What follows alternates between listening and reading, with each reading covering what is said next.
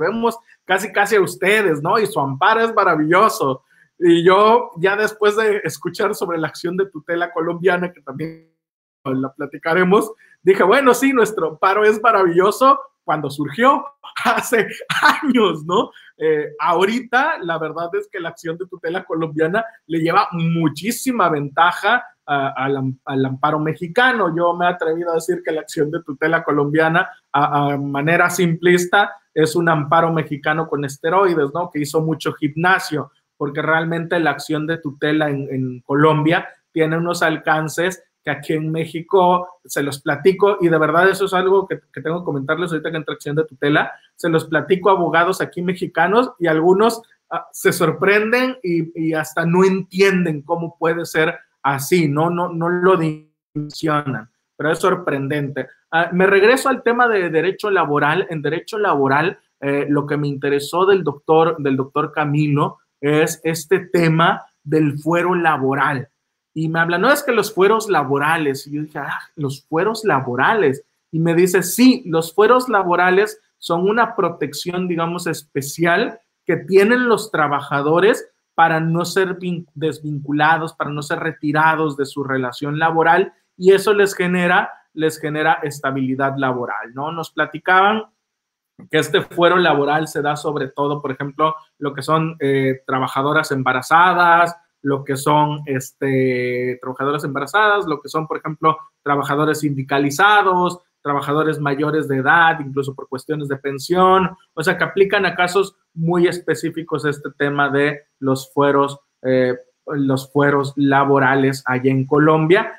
Alguien, tenemos salud, debilidad manifiesta, una protección por debilidad manifiesta, ¿no? Entonces, protección a la vejez y demás, racismo y discriminación, viene todo un compendio o toda una doctrina alrededor de los fueros laborales, que aquí en México me decían, bueno, es que aquí también tienen protección.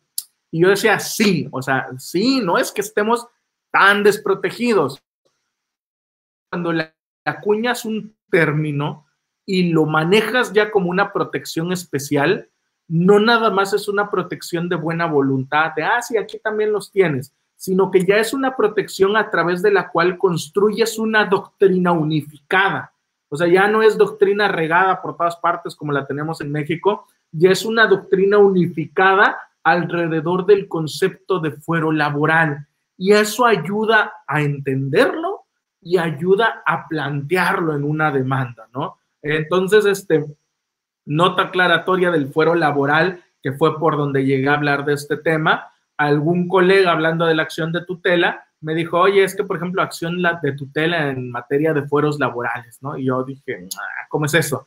Y platicándolo con el doctor Camilo, me hacía esa aclaración, ¿no? Y me decía, bueno, es que en algunos casos la acción de tutela o el amparo colombiano lo puedes promover contra procesos laborales, ¿no? Cuando sabes que el tema laboral va a tardar muchísimo tiempo, no sé cómo sea en sus países, en México y en Colombia me aclararon también, un juicio laboral, un juicio en materia laboral nos puede llevar 2, 3, 4, hasta 5 años, aquí en México hasta 6, 8, hay procesos laborales de hasta 10 años, ¿no? Entonces nos puede llevar muchísimo tiempo. Y la idea que tienen en Colombia es que ese proceso lleva tanto tiempo y hay derechos de los trabajadores que son tan necesarios al momento, o sea, que no se puede esperar 10 años o 6 años a que se resuelva, que en esos casos se admite la acción de tutela o el amparo como una supuesto lo entendería yo como de excepción, como por ser un caso muy específico, delicado, ya que su acción de tutela pues tiene un plazo de resolución, si no me recuerdo, 10 días, que es bastante breve. Aquí el amparo mexicano lo promueves y te puedes acostar a dormir sin problemas. El amparo mexicano tiene un tiempo de resolución, me atrevería a decir mínimo de 4 a 6 meses, máximo de 1 año hasta año y medio. Es muchísimo el tiempo que se lleva un amparo aquí. Sí tenemos medidas provisionales, la suspensión provisional, que cada día nos la acotan más. México está viviendo legalmente un panorama bastante oscuro. se los comparto, y esto ya es al margen, para los que nos escuchan de otras partes de América Latina. Hace unos días nuestro presidente salió a decir, bueno, por ahí están impugnando la inconstitucionalidad de una reforma en materia de energía eléctrica, promovieron el amparo o acción de tutela, concedieron la respectiva suspensión provisional, y a nuestro presidente no le gustó y salió a decir a los medios que pues si la reforma era inconstitucional, pues muy fácil, se cambiaba la Constitución, ¿no? Y ya se cambiaba la Constitución y con eso ya no iba a ser inconstitucional. Y en ese mismo día por la tarde estaban promoviendo una reforma que ha causado mucha indignación en México en el ámbito legal. La reforma es para que en algunos temas, sobre todo que tengan que ver con el presidente y con cuestiones, les llama él de interés social y no sé qué tanto, no pueda proceder la suspensión provisional, que de hecho es una de las condicionantes en México, que no se afecta el interés social, pero él ya lo quiere llevar al extremo de que casi con su palabra ya no sea procedente una suspensión en contra de los actos que haga el Ejecutivo. Es una barbaridad lo que está pasando en México, pero bueno, así es México, ¿no? No creo que, me comentaban algunos colegas que no es muy distinto en otros países de América Latina. Yo hablo de mi experiencia en México, que es donde resido, ¿no? Pero ya regresando al tema del fuero laboral, decían esta opción, ¿no? De irte a la acción de tutela, que se resuelve en un plazo ágil, en algunos casos en que no se puede esperar, ¿no? Por ejemplo, nos decía una mujer embarazada que la despidieron de manera injustificada, pues no se va a estar esperando a un juicio de 5 años, ¿no? Ya de qué le sirve sus prestaciones ya cuando el niño vaya en la universidad. Dice, son temas que se tienen que resolver rápido. Justamente platicándolo con un colega mexicano, me decía, pues me creerás que a una trabajadora que yo conozco embarazada la acaban de despedir en México y la amenaza fue esa. La amenaza fue decirle, ¿no te gusta el despido? Pues vete a un juicio laboral. Te vas a echar 6 años en un juicio laboral, ¿sí? Y para los 6 años tu hijo ya va a estar terminando la primaria, así que tú dime si aceptas lo que te estamos ofreciendo, que es poquito, o te avientas un proceso de 6 años, ¿no? Entonces, le generó un poquito de amenaza a la trabajadora, algo que me decían allá en Colombia, bueno, eso lo podemos resolver a través de una acción de tutela. Entonces, es uno de los temas que más me llamó la atención tratándose de la acción de tutela, que ha sido uno de los temas que me ha gustado. También tuvimos el tema de la pensión alimentaria en Colombia, que voy a comentar en breve, pero antes hay un video que no me aparece categorizado como de Colombia, porque está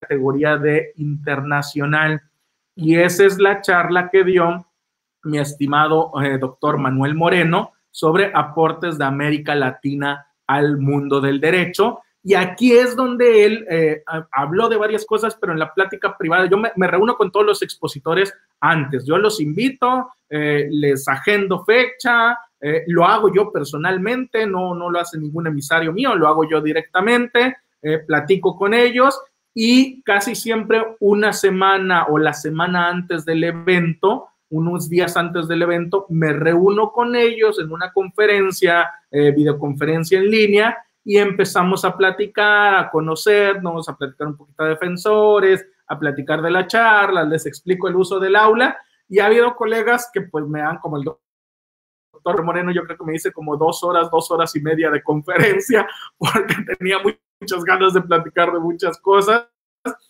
igual con el doctor Sussman Wagner, pero por ejemplo con algunos colegas por tiempos, como el doctor Camilo, pues hemos hecho charlas de 30 minutos, 40 minutos, ¿no? Entonces ahí depende mucho de qué tantas ganas tiene de platicar mi interlocutor, pero nos podemos hacer horas ahí platicando, y en esa plática hablábamos de la acción de tutela, me dio una cátedra increíble sobre la acción de tutela, y dentro de las cosas que platicaba de la acción de tutela, salieron, por ejemplo, estas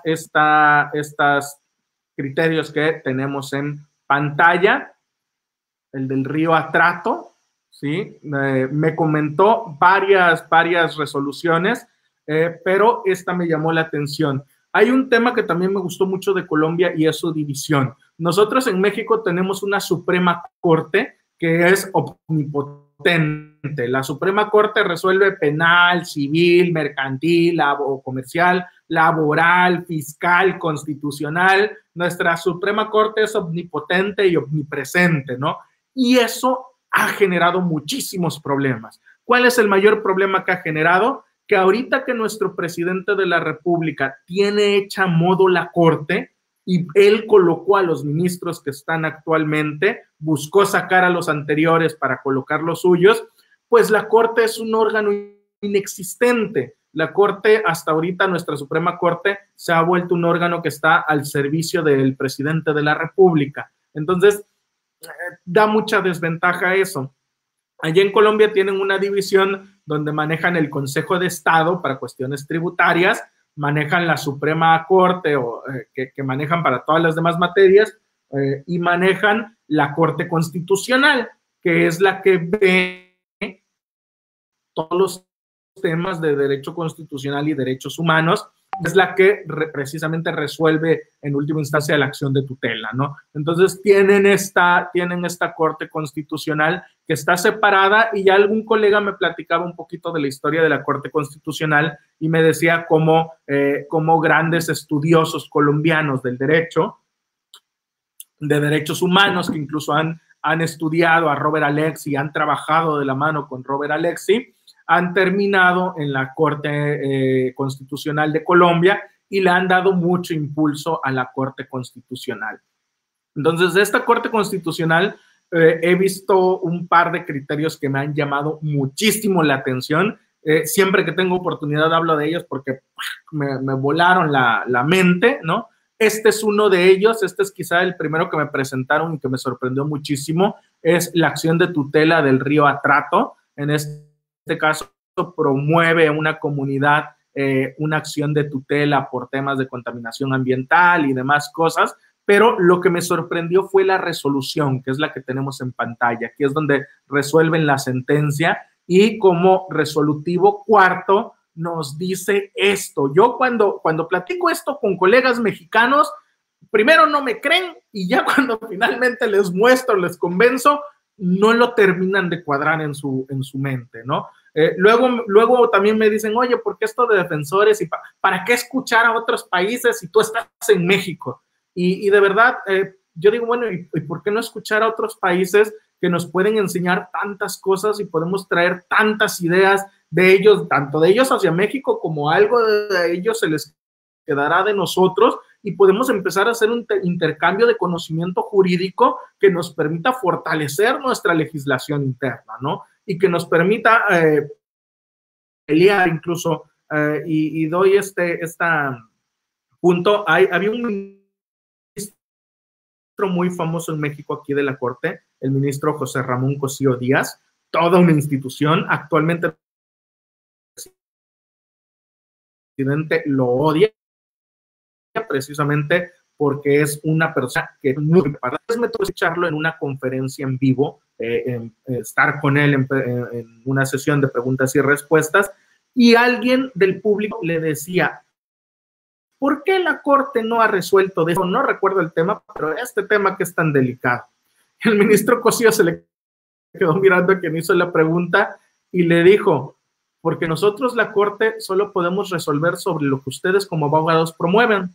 Y si ustedes como abogados no han promovido este tema, pues la Corte no puede resolverlo. Entonces, ¿quieres que lo resolvamos? Promuévelo. Y la muchacha que hizo la pregunta se quedó así y dice, sí, es que nunca lo hemos promovido. Pues entonces, ¿qué vienes a pelear, no? Reconocernos derechos, puedan concedernos algo. Nosotros, nuestra labor como abogados es pelearlo, y nuestra labor como abogados es ganárnoslo y que se implemente eso en nuestro derecho. Y eso lo vamos a hacer a través de los medios legales. Pero ¿cómo vamos a saber qué pelear si no aprendemos de otros, si no vemos lo que traen otros, si no vemos lo que han ganado otros, e incluso seguimos ya hasta el camino que ellos han hecho, ¿no? Entonces, esa es la parte que más me ha gustado de este intercambio de información. Y en este caso del río, en su resolutivo, optan o reconocen al río Atrato, su cuenca y afluentes, como una entidad sujeta de derechos. Entonces, aquí en México, a ver, como un río sujeto de derechos. Oye, pero es que el río no puede tener derechos como una persona física, ¿no? De hecho, por eso la resolución dice derechos a la protección, reconoce todos los derechos que por su propia naturaleza conviven y coexisten y son factibles a que los tenga un río. Entonces, reconocen a un río como sujeto de derechos, eso me pareció francamente impresionante. Lo he platicado con varios colegas en México y me dicen, ¿cómo un río? O sea, no se puede, ¿no? ¿Cómo va a ser un río que tenga derechos? ¿No? Pues sí, ¿no? Y ya les tengo que explicar lo que me decía el doctor Moreno. Me dice, bueno, es que hay cierta corriente aquí en Colombia que está resolviendo en este sentido porque consideran, siempre me dicen, es que los derechos se le concederían a la comunidad, no al río. Y el doctor Moreno me hacía la aclaración, bueno, es que decir que los derechos se los reconoces a la comunidad es una postura antropocentrista, ¿no? Ya de ahí me robé la palabra. Y me dice, es una postura antropocentrista, es una postura que está egoísta, esa es palabra mía ya, que está centrada en el hombre, y bueno, en este caso lo que quiere esta corriente es focalizar que la naturaleza tiene derechos per se, por existir y por ser naturaleza, no tiene derechos porque nosotros como humanos se los concedamos o se los queramos conceder, ¿no? Sino que tiene derechos per se y ya lo único que nosotros hacemos es reconocer que la naturaleza tiene sus propios derechos. Entonces, realmente a algunos no les gusta esta postura y me dicen, no, es una locura. Otros me dicen, oye, qué interesante. Cada quien tendrá su criterio. En lo personal, como estudiante del derecho, me parece muy interesante esta doctrina, sobre todo porque me gusta eso de deshacernos de nuestro egoísmo humano, de dejar de ver todo como los seres humanos que somos y empezar a entender que coexistimos con la naturaleza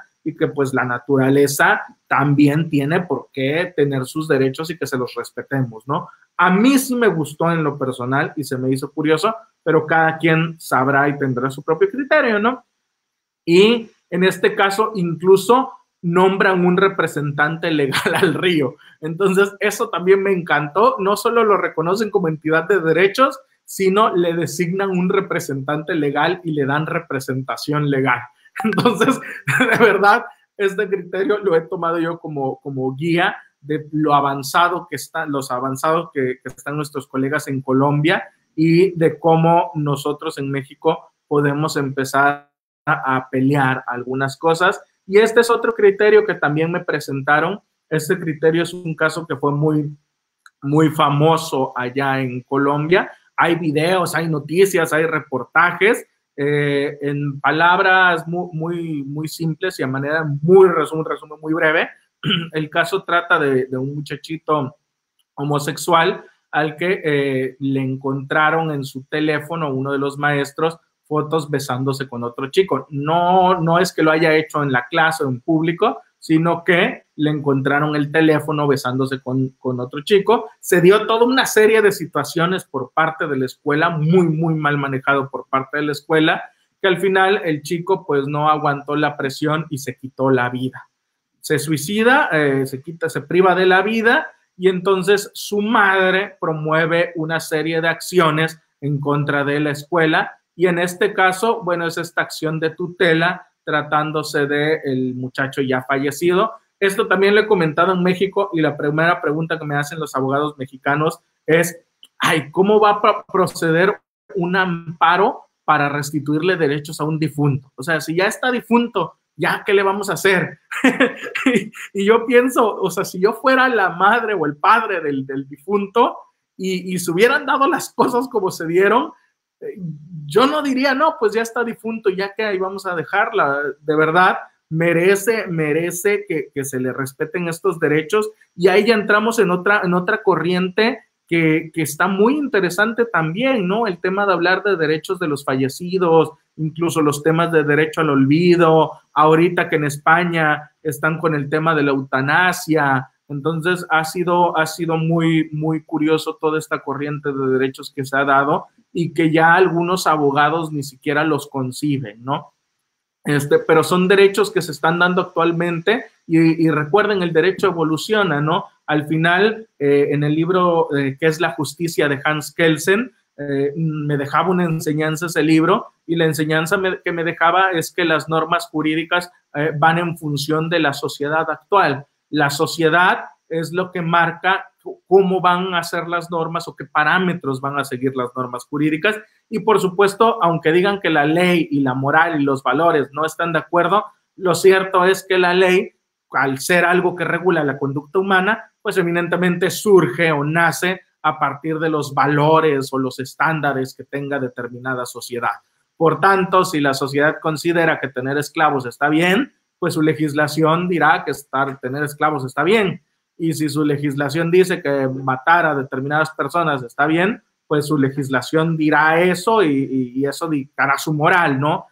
Habrá un momento en que ya alguien diga no, están mal, y tendrá que haber una evolución del derecho a través de los luchadores sociales, de los abogados y demás, y ya se tendrá que cambiar la mentalidad, ¿no? Pero en este momento cambia la mentalidad de la población y cambia también la norma por ese cambio de valores o situaciones morales, ¿no?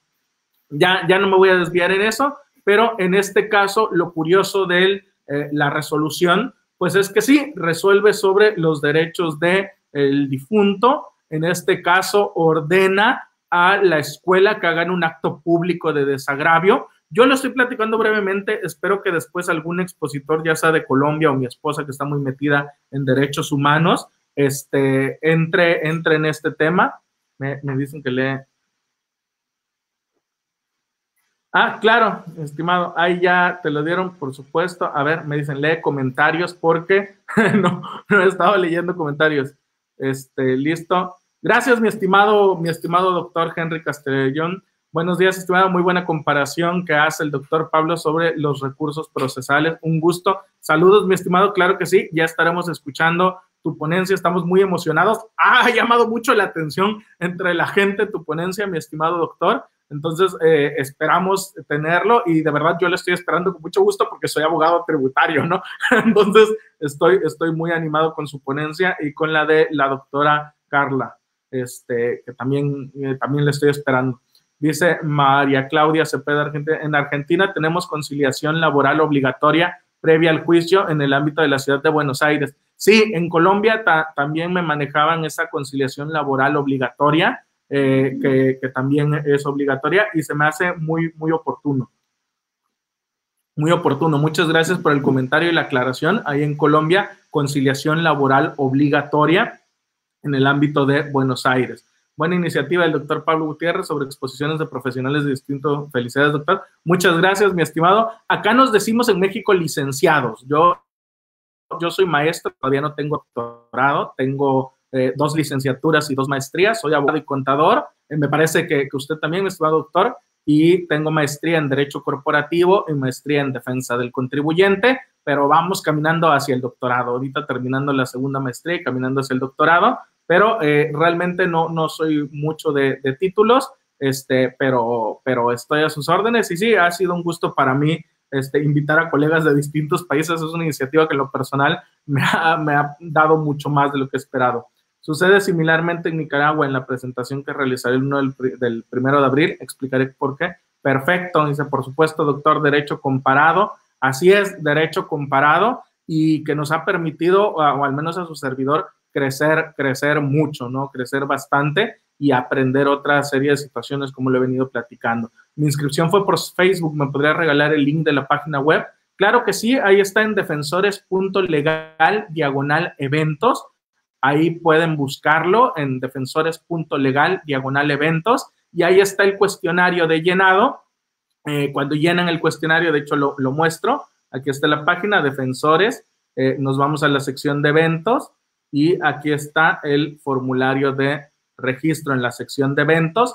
Aquí están algunos de los eventos que vamos a tener: el proceso penal colombiano del acusador privado en Colombia, los medios de defensa tributaria en Nicaragua, proceso penal argentino, seguridad social en México, estatuto tributario colombiano, régimen de alimentos y responsabilidad parental en Argentina, nueva ley de alquileres, locaciones urbanas, la unión marital. De hecho, con la doctora Edelsi también nos vuelve a acompañar. Casi todos los que han dado charla con nosotros han querido dar otra charla. De la unión marital, de hecho, también es un tema que me impresionó, me gustó mucho cómo lo manejan.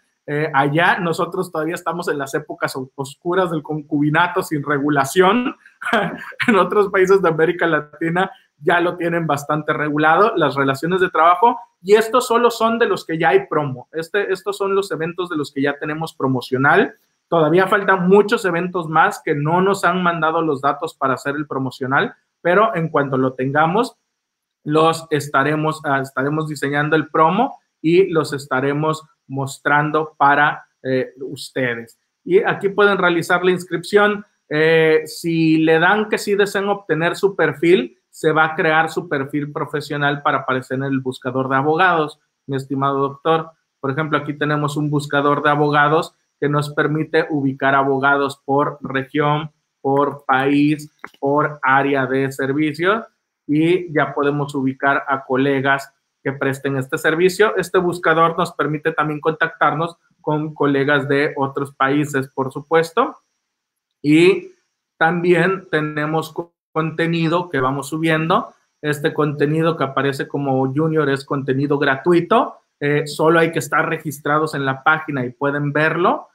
Tenemos, por ejemplo, el de relaciones laborales y de fiscalización en Colombia, y todos estos eventos, derecho de petición, que lo dio su servidor, libre desarrollo de la personalidad, que lo manejó mi esposa. Estos son eventos gratuitos, no tienen ningún costo. Es como esta conferencia, se graban y se sube el video. Y tenemos otros eventos que ya son para usuarios que ya estén en forma registrados en los planes que tenemos.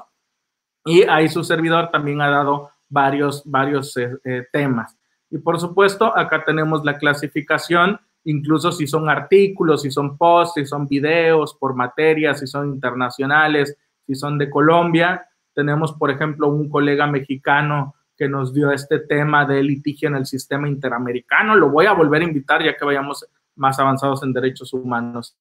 Entonces, ahí está la página de registro, mi estimado doctor Vladimir. Ahí puede registrarse y ahí puede darse ahí con que ya en ese formulario le damos de alta su perfil, le creamos su cuenta y además aparece en nuestro buscador, y además le vamos a enviar información de todos nuestros eventos, notificación de todos los eventos cuando los vayamos a realizar. Entonces ahí puede dar seguimiento. Me dicen, y eres doctor en memes, no te hagas. Sí, para los que me conocen también, tengo la página Diablillo Fiscal. Es una página donde voy subiendo cosas de actualidad en materia fiscal, y también suelo hacer muchos memes, memes en materia fiscal sobre todo, y a veces los incorporamos a los cursos y charlas, y a veces los muestro ahí en la página, ¿no? Sí, ya estoy como memero oficial, que es todo un arte hacer memes, ¿no? Y regresando respondidas las preguntas, regresando a la sentencia, en este caso se promueve el amparo y ordenan a la institución hacer un acto de desagravio público.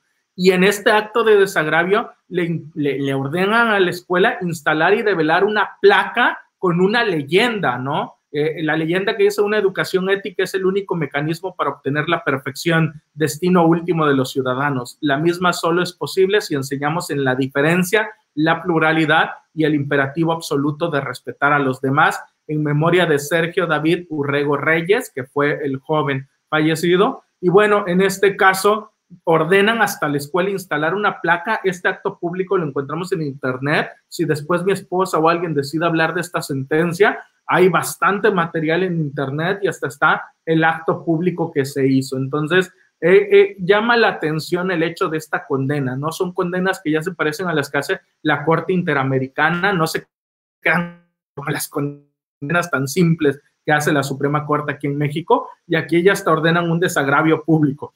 Tanto que en una materia que estoy impartiendo con mis alumnos, ahorita promovimos un amparo, una acción de tutela, sería en Colombia, nosotros un amparo contra un impuesto que es inconstitucional. Lo hicimos como ejercicio de clase, y dentro de los petitorios, dentro de lo que solicitamos al final de la demanda, ya incluimos también pedir disculpas públicas, ¿no? Y me decían ellos, inspirados en este criterio que les platiqué, y me decían: ¿y será que nos la concedan? Porque pues allá en Colombia sí, pero aquí en México. Y yo les dije, pues La verdad es que nunca nadie a nosotros se nos había ocurrido pedir, yo nunca en mis demandas he pedido disculpas públicas, es la primera vez que lo voy a hacer, inspirado en los colombianos, y pues vamos a ver qué nos dicen los tribunales, ¿no? Igual y nos dicen que no y nos mandan a volar, o igual y nos dicen, oye, ¿sabes qué? Sí, y la muchacha que redactó este apartado como que agarró bien la idea y puso no que pidieran disculpas públicas por cobrarme un impuesto inconstitucional, sino que pidió disculpas públicas porque a sabiendas de que el impuesto es inconstitucional, le han pedido a la comunidad, a toda la comunidad, que pague ese impuesto aún sabiendo que es inconstitucional, ¿no? Y además de la disculpa pública, pidió que se hiciera una publicación, un comunicado de la sentencia, una noticia alrededor de la sentencia, para que se difundiera que la gente está pagando un impuesto que es inconstitucional, ¿no? Quién sabe si lo concedan o no, pero por mientras ahí quedó el petitorio de las cosas que le ha aprendido a nuestros colegas de Colombia.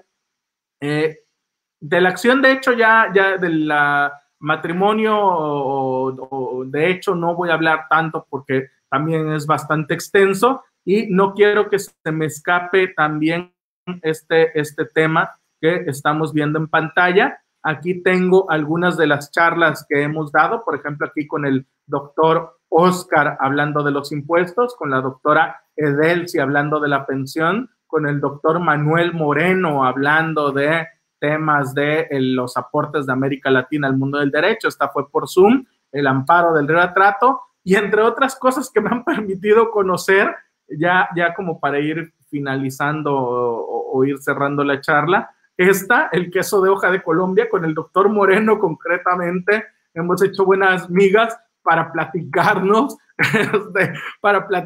de comida y de comida especialmente, ¿no?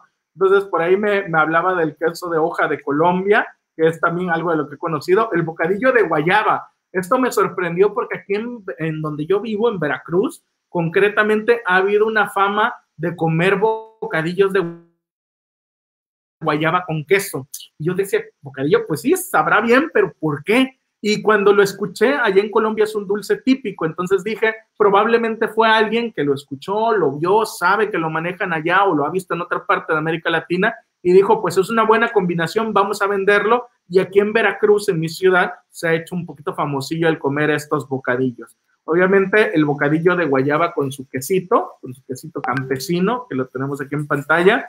Y para los que nos visitan de fuera, algo que no puede faltarnos en México son los tacos al pastor, los famosos tacos al pastor, que pueden ver el documental en Netflix de los tacos al pastor, básicamente carnita de cerdo con chiles, agarra una consistencia rojita y se sirve en una tortilla de maíz, se le echa cebolla, cilantro, salsita verde y piña.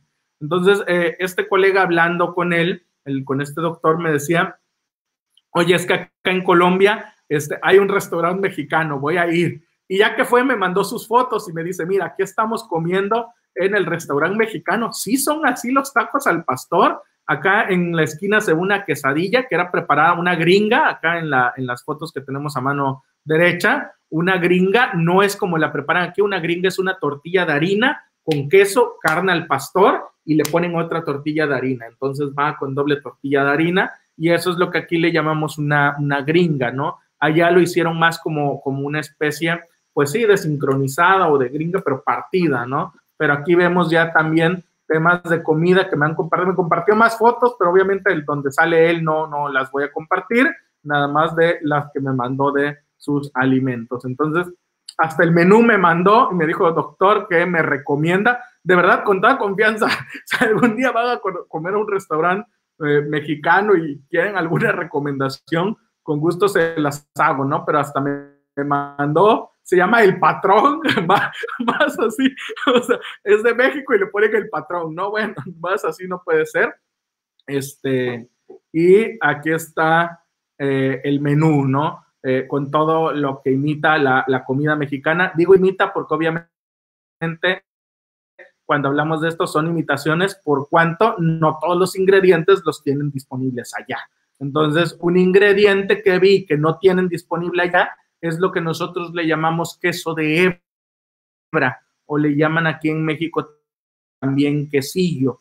El queso de hebra es un queso que se hace en una tira, por eso le llaman de hebra, se hacen hebras, lo enrollan y lo hacen una bola. Entonces, cuando uno lo va comiendo, lo va deshebrando y lo puede deshacer así en hilitos, ¿no? Ese queso es originario de la zona de Oaxaca, por eso le llaman queso Oaxaca, le llaman queso de hebra porque se deshebra, o le llaman también quesillo. Ese queso es muy típico de México y por lo que vi en este menú, allá no usaron queso de hebra porque no se encuentra disponible. De hecho, el doctor Moreno me decía que no lo conocía y en su lugar utilizan queso parmesano, queso mozzarella, el que utilizan para las pizzas. Entonces sustituyen eso con queso mozzarella y lo utilizan como sustituto, ¿no? Allá son conocimientos no legales, pero que también me ha tocado aprender. Me ha hablado él mucho de la arepa, ¿no? Que es la versión, digamos, como de la tortilla de allá de Colombia. Tienen también la arepa santandereana, que es algo que acá nosotros le llamaríamos gordita de chicharrón,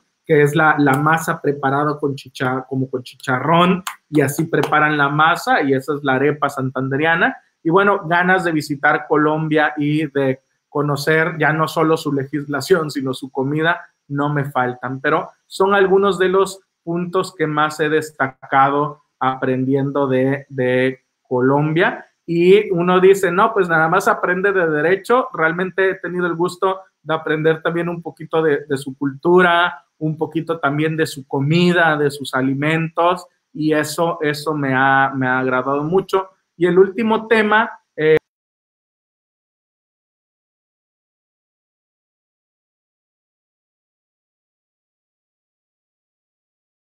compartir pantalla. El último tema, el de la pensión alimentaria en Colombia, ese tema lo platicó la doctora Edelsi, por ahí le hicimos varias preguntas, y de ese tema lo que casi me genera el divorcio con mi esposa fue el tema de la unión marital de hecho, porque mi esposa también es abogada y buena, entonces hicimos toda una discusión en torno a la utilidad y finalidad de la unión marital de hecho, y si era favorable o no era favorable. A título personal me gustó mucho esa figura que es que a los 2 años de estar viviendo con alguien, de hacer una unión libre, le llamamos aquí, o una concubinato, también le decimos, simplemente por el hecho de constituir los 2 años, se conforman ya como como un matrimonio. Pues no es un matrimonio, pero tienen derechos patrimoniales como de matrimonio, y esta figura nació, por lo que leí de su historia y me empapé, nace a partir de temas de seguridad social, igual que aquí en México. La necesidad de poder darle pensiones y cuestiones de seguridad social a tu pareja, aunque no estuvieran casados. Y surge toda esta corriente, no se permitía entre personas homosexuales, ya después se permitió también para que las personas homosexuales puedan tener también esta unión sin hacer ninguna diferencia. Aquí en México sí les creamos una sociedad, así como que el apartheid, ¿no? Lo separamos y le hicimos una sociedad que se llama sociedad de convivencia. No puedes ser matrimonio, eres una sociedad de convivencia. Allá la unión, de hecho, la manejan de manera general y se constituye a los 2 años. Yo decía, ¿qué me gustó de esta figura? Bueno, y pueden hacer una declaración de existencia ante notario, van ante notario y ahí hacen su declaración de existencia de que ya configuraron esta figura. Y les da derechos patrimoniales. ¿Qué me gustó de esta figura? Pues que no necesitas casarte. Se da por el solo hecho de convivir con la pareja, no necesitas más allá de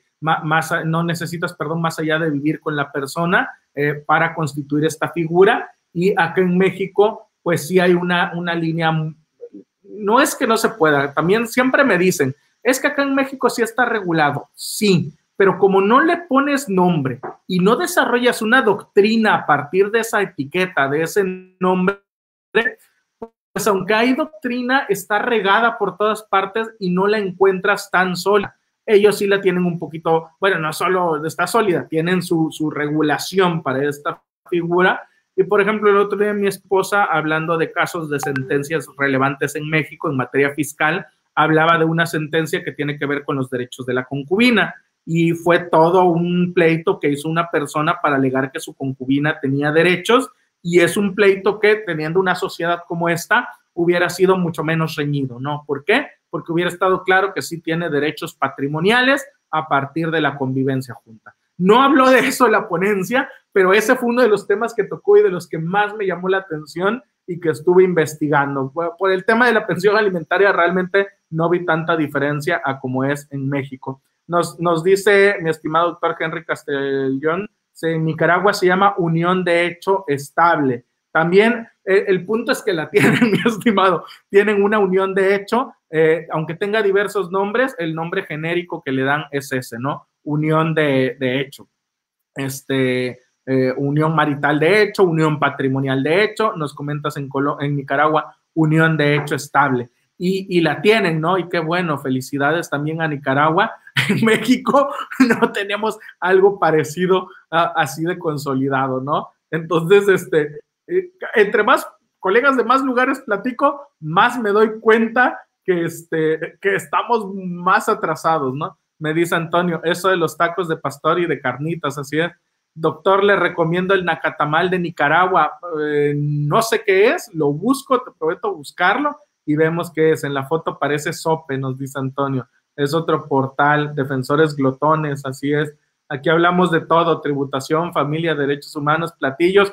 Pues sí, mi estimado doctor Henry, es que al final somos humanos y yo, opinión personal, me encantan los que pueden separar su vida laboral de su vida personal, de su vida familiar, me encantan los que pueden hacer eso, su servidor no puede, yo soy una sola persona, no me divido y todo, mi vida personal, laboral, todo está correlacionado y todo impacta y por supuesto no puedo hablar de trabajo y de conocer colegas de otros países si no conozco de sus platillos, de sus derechos, incluso de su legislación. Entonces, ya si interactúa después con nosotros, mi estimado doctor Henry, ya verá que sí, hablamos de todo, tributación, familia, derechos humanos, platillos, memes, le hacemos de todo, ¿no? Conocemos un poquito de todo.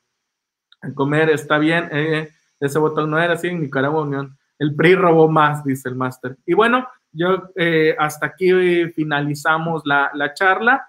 No sé si hay dudas o comentarios porque realmente no es un tema como tal. Ha sido una experiencia. Esto fue por cuanto hace a Colombia. Conforme conozca más colegas de otros países, por supuesto, hablaré de sus países. Ya haré la relatoría de cómo me fue con los colegas de Argentina, que ya empecé, en Argentina llegué y me empezaron tirando en un grupo de Facebook de aquí no queremos mexicanos y me empezaron a hacer ese comentario negativo. Y muy agradecido con los colegas argentinos que salieron a defenderme y salieron a decir, no le hagas caso, aquí en Argentina sí queremos a los mexicanos, no faltó quien sí nos ha de conocer un poquito y me puso viva México, cabrones, ¿no? Entonces, fueron mucho más los que también de ahí extraje una moraleja, ¿no? Una sola persona que te corre y que te dice algo feo no justifica ni tiene nada que ver con 20 personas que te dan la bienvenida y que te dicen que no le crea o que no le hagas caso a la otra persona, ¿no?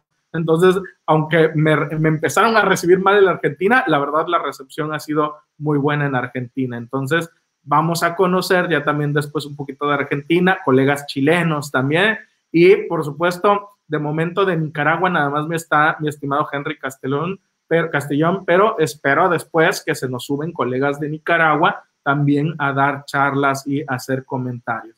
Entonces, ya les contaré del asado argentino. Por supuesto, en México nos gusta mucho la comida argentina y de hecho la vemos así como comida, digamos, no de pueblo, no comida que encuentras en la calle, sino la vemos como comida de restaurante, de muy, pues podría decir hasta fina, ¿no? Y nos encantan los cortes argentinos acá. Entonces, ya estaré con mucho gusto escuchando esa plática del asado argentino. Debe ser exquisito definitivamente porque aunque aquí en México lo hagamos, nunca nos va a quedar como ustedes lo preparan. Restaurante 4 estrellas en CDMX. Pasa la recomendación, mi estimado Antonio, para cuando nos toque andar por allá. Entonces, muchas gracias a todos. Bienvenidos. Esta plática queda grabada. Se va a estar subiendo al portal Defensores. Precisamente esto ya es para mí, es personal, me voy a hacer mi anecdotario de todo lo que he vivido para después en un futuro acordarme de todo lo que he vivido con colegas de otros países que me han permitido conocerlos. Muchas gracias a todos, saludos, y ahí queda en espera de la recomendación del restaurante, estimado Antonio. María Claudia Cepeda, este 14 de junio, charla sobre medios alternos de resolución de conflictos. Así es, así es. Ha sido grande la convocatoria y la aceptación que hemos recibido. Tenemos ya cursos programados hasta julio y ya estamos por llenar el calendario de agosto. Entonces, vamos ya bastante avanzados y por supuesto que nos estaremos viendo, doctora, el 14 de junio. ¿Ya tiene promo, doctora? Si no tiene promo, si me hace el favor de mandarme la documentación, y si ya me la mandó y no lo he hecho, le prometo que el lunes ya queda hecho. Tengo como 3, 4 promos pendientes que por diversas situaciones no hemos elaborado, pero si ya me mandó la información, lo elaboro. Ah, sí, tiene promo.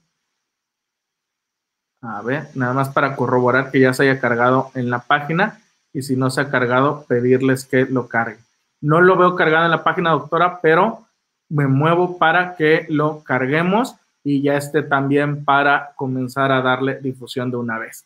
Muchas gracias, doctora Cepeda. Le aviso en cuanto quede el promo para que ya lo tengamos. Le pido al equipo que lo dé de alta.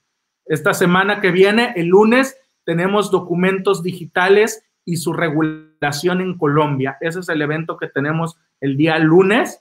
Eventos digitales, documentos digitales y su regulación en Colombia. Ese tema ya lo habíamos intentado dar. El doctor que lo imparte, Juan David Sussman Wagner, tuvo fallas en su sistema, no pudo completar la charla, pero lo va a repetir este día lunes, y también está muy interesante todo lo que trae de firmas electrónicas o firmas digitales en Colombia y todo lo que lo regula. Está muy interesante. Y el 1 de abril, ahí va a estar el doctor Castelón, el doctor Henry, con los medios de defensa tributaria en Nicaragua. Ese no se lo pueden perder. Y por supuesto, la doctora María Cepeda, que nos va a acompañar también el día 14 de junio con los medios alternos de resolución de conflictos. Entonces, hay temas para rato y para ir aprendiendo más de nuestros colegas de otros países. Entonces, gracias a todos los que nos acompañaron y nos vemos en la próxima transmisión de Defensores. Un abrazo a todos, hasta luego.